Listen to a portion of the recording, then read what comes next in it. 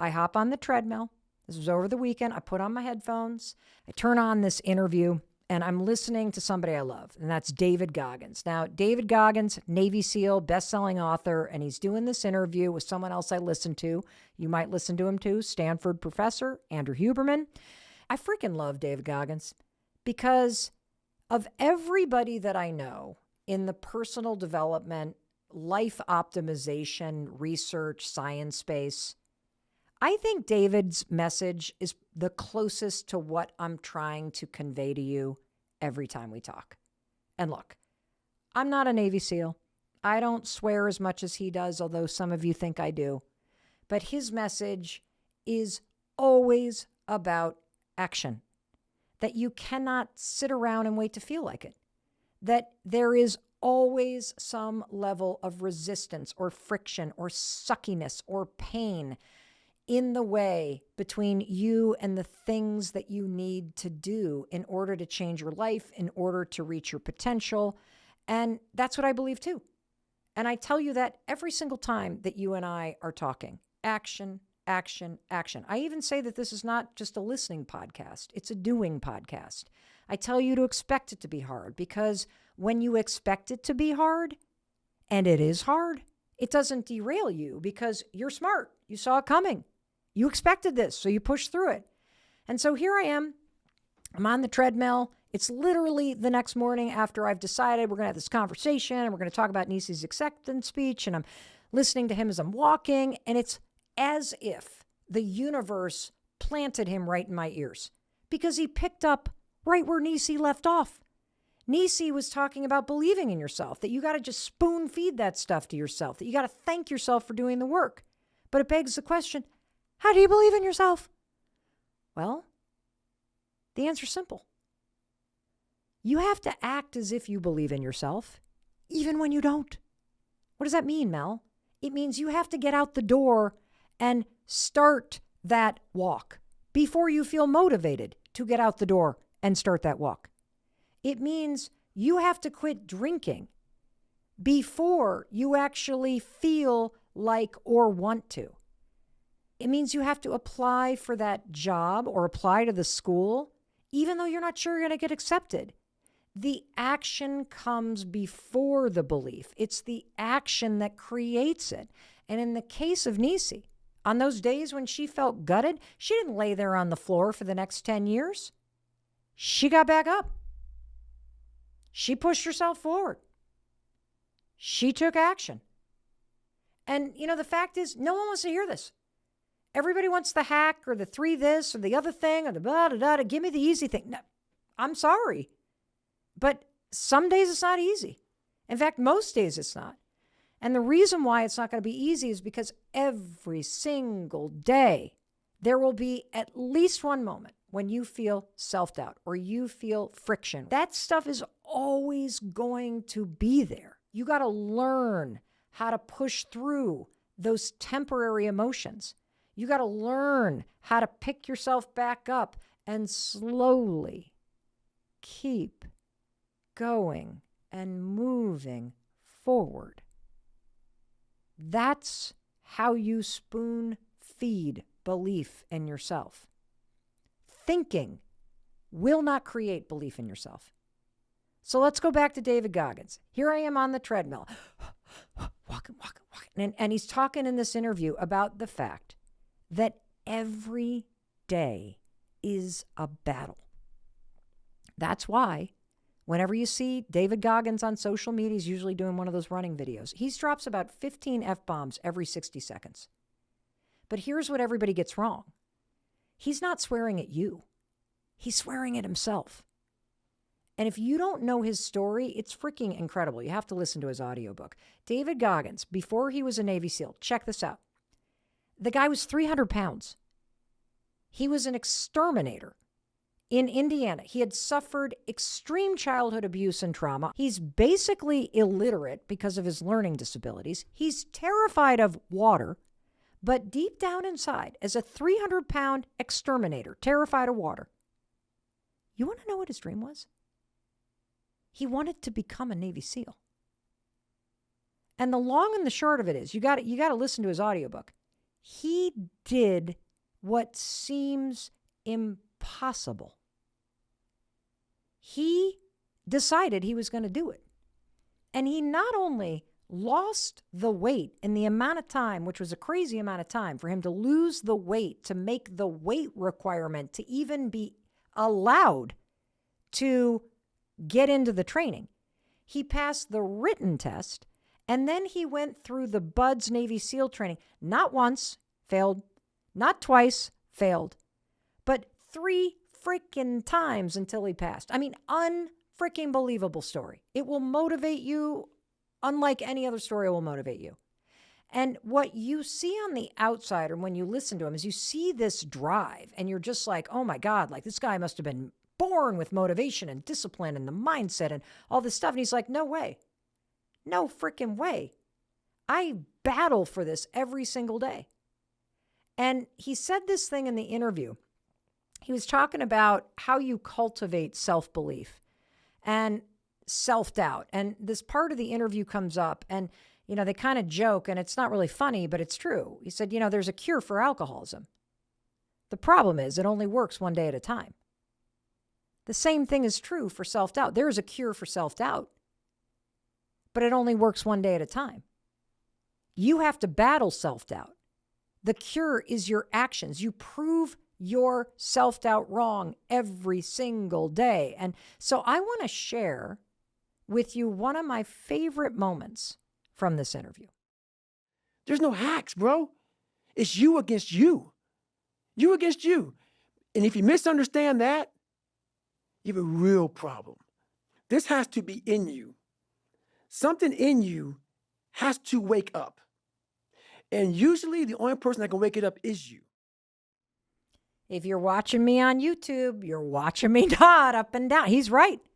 He is right. There has to be something in you. And so first of all, I want to say there is something in you. That's why you listen to this podcast.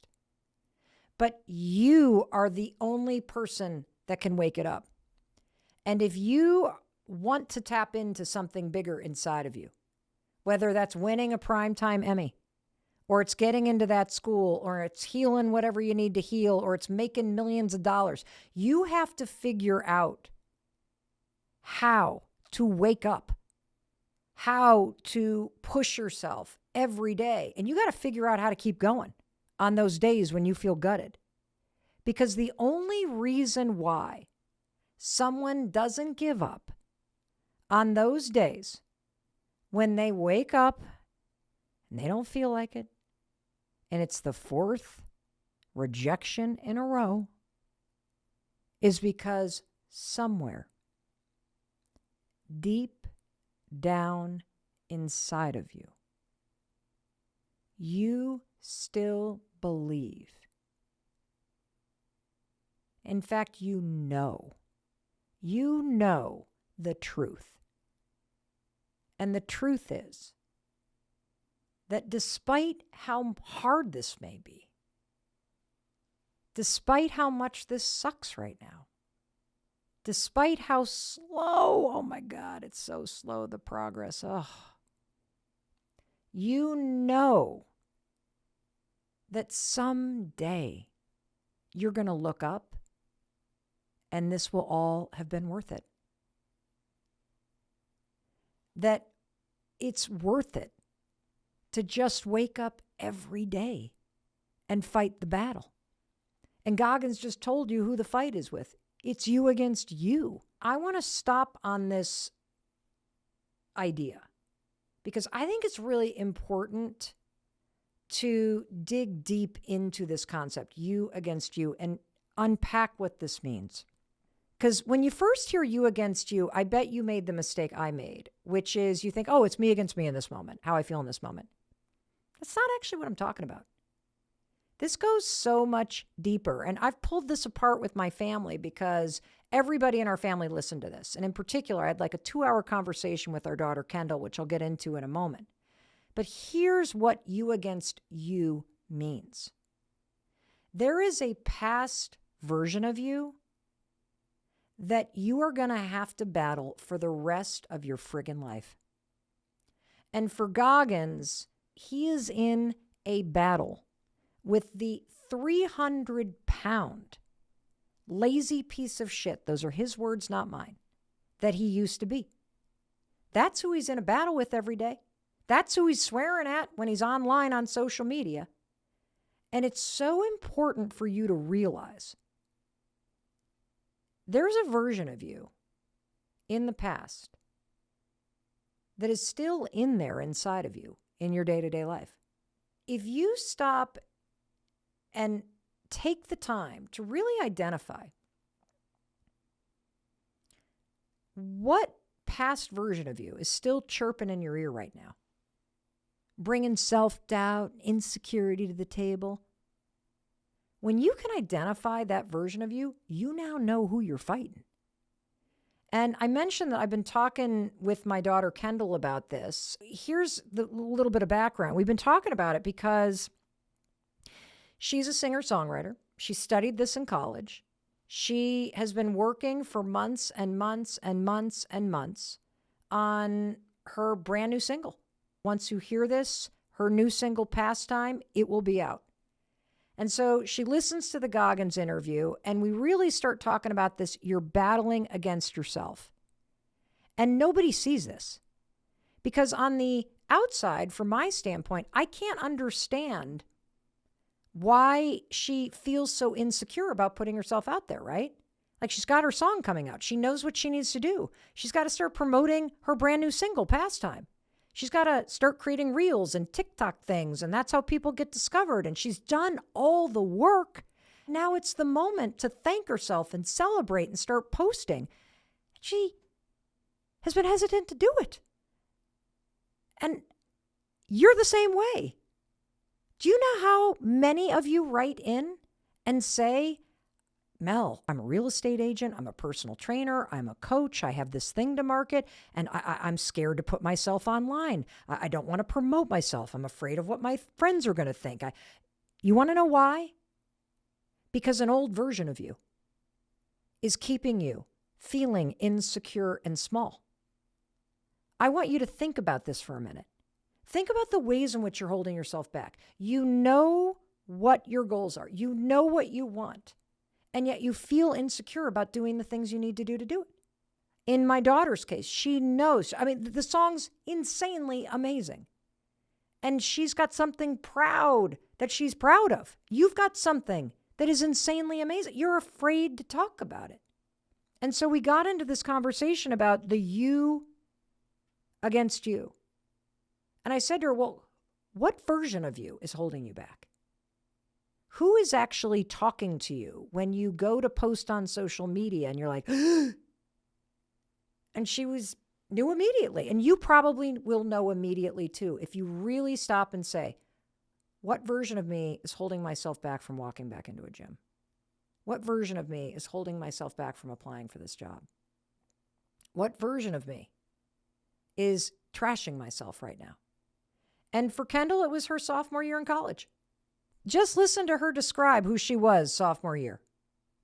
Insecure, chasing the wrong friend group, a social climber, worried, paralyzed about what everybody else thinks, scared to be the biggest, brightest version of herself, scared of people judging her. Now, even though that was 3 years ago, that's who she's battling every single day in her life right now. And once you know who you're battling, you can win. You can win. And you want to know who I'm battling? Well, buckle up, because this could get really dark really fast. But I'm going to try to keep this light, because I think I finally figured it out. I really like this construct of you against you. So when I was in the 4th grade, my family went on this really big ski vacation with a bunch of other families, and I woke up with an older kid on top of me. And even though it wasn't that severe of an incident, it changed my life forever. And the very next morning, that 9-year-old me woke up, and in my little brain, my 4th grade brain, I believed I had done something wrong. I believed that if I told the adults what had happened, the truth, that people would get mad at me, that people would be upset with me that I would somehow get in trouble. Obviously, that's not true, but I internalize that in my little brain. And I'll tell you something. I have been battling that version of me for almost my entire life. And I'll probably battle that version of me forever, because every single morning when the alarm rings, do you know who's there? It's not 55-year-old Mel Robbins. I wake up and that freaking fourth grade version of me is what I feel. Anxious, nervous, insecure. I wake up literally feeling like I've done something wrong every single morning. I'm worried about everybody else's feelings. I'm worried about like upsetting somebody. That is the version of me that I'm always battling. And I'm going to tell you something. I am so freaking done with that. Just like Kendall is so done with the person she was 3 years ago. And it was so liberating to see her identify, oh, it's the sophomore me, because she's like, ugh, I don't want that person running my life right now. And just like you are so done, when you figure out the version of you, you're going to be like, what? You? No way. That's the battle I'm talking about. And you got to bring that to the surface, because otherwise, that version of you, they like lurk around like some creep. And next thing you know, they like creep back in and whoosh, steal that Lifetime Achievement Awards right out of your hands. That's the battle I'm talking about. And it just happens like that. And you want to know the secret? You want to know the secret to everything? You identify that version of you, and all you got to do is outwork them. Just outwork them. I'm going to give you 2 examples. Every single morning for me, the alarm rings, right? And it's like, oh, here we go again. Here's that little 4th grade version of me. And whenever I feel that, oh, I've done something wrong, someone's mad at me, insecure, I'm like, not today. Not today, Mel Robbins. 5, 4, 3, 2, 1. I am getting up. This is why I work so hard. This is why I constantly take on new things. This is why I have worked so hard to eradicate people pleasing. Let them feel what they want to feel. Adults need to be adults. I do not need to be responsible for your emotions. This is why I roll out of bed. I go to the gym. I do the things I don't feel like doing. I keep pushing past my insecurities. I'm not doing anything to prove anything to you. I am battling the old me. That's what I'm doing every single day. That I am bigger and better and stronger. And you know what? So are you.